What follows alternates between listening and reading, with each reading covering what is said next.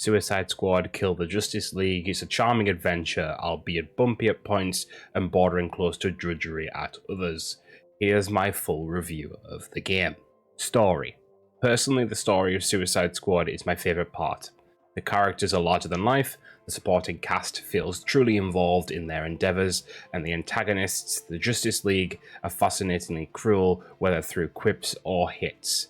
There is comedy throughout the campaign, and most of it hits well. Some is perhaps slightly tasteless, but easy enough to swiftly move on from. At around 15 hours of play, it seems a decent length, despite the fact the ending so far feels quite abrupt. There is no last stand or full-fledged heroic moment as one might expect in superhero gaming narratives, such as perhaps the most obvious example of comparison, Marvel's Avengers, but with the promise of more to come, one can see why this has been left open-ended.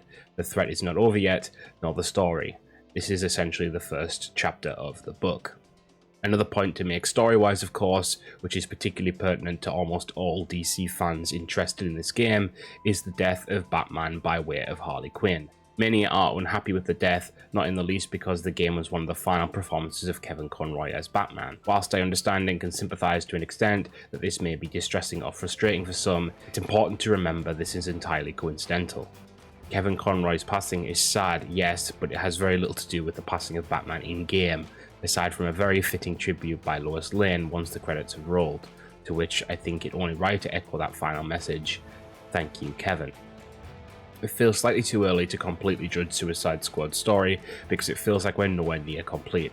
That can be said of other games too, however. Referring back to Marvel's Avengers, their Kree invasion storyline baked into the base game never saw fruition.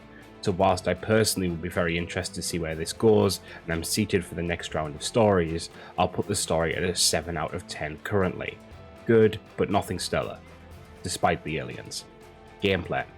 Off the bat, I want to preface my conversation on gameplay by saying that I really don't get too into the nitty-gritty in this regard. If the story is good, the gameplay can be subpar for me, and I'll still really enjoy myself. I don't think Suicide Squad is subpar, however, I also don't think it's phenomenal, but not subpar.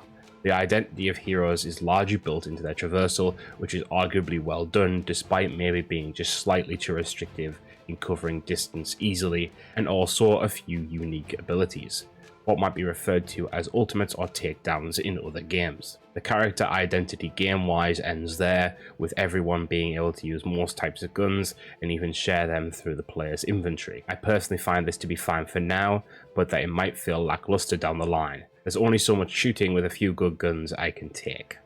To that end, let's also address the big elephant in the room, missions. Repetitiveness aside, as most games of this looter-shooter game as service genre fall into that trap, some of the missions in this game are incredibly frustrating. Specifically, the missions that require certain prerequisites before damage can be done, from having to apply afflictions, which is relatively easy, to killing Terminauts before being able to pick up a buff to then be able to damage enemies, and so on. Just let me kill things from the off, or make certain enemy types like this, not whole missions. Otherwise, at least the hovercar missions are fun and break up the gameplay cycle somewhat. The same can be said for Riddler's obstacle courses. Alas, those are finite, and so are the rewards. And one last word on mission types. Why the hell are we escorting cars that move at a snail's pace? Please make them faster. Basically, as always with these sorts of games, I want to like the gameplay more than I currently do. Hopefully that changes, or perhaps further in-game advancement, like with the upcoming Season 1, will help alleviate some of the issues. I'll give gameplay a 6. The rest. There's still a lot to discuss about the game, but with an endeavour to keep this from being the length of a documentary, I'll summarise some final points.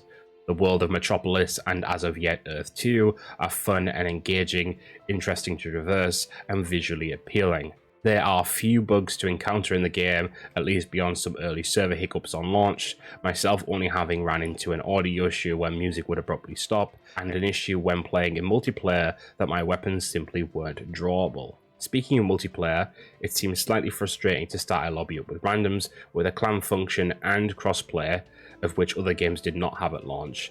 That could easily be fixed with some work on the player's side to find people to play with. I'll give all these miscellaneous items grouped together a 7.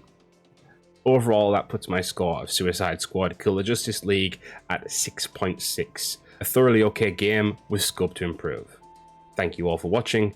If you enjoyed this review and would like to see more from me, including Suicide Squad gameplay going forward, hit that subscribe button, the bell, etc.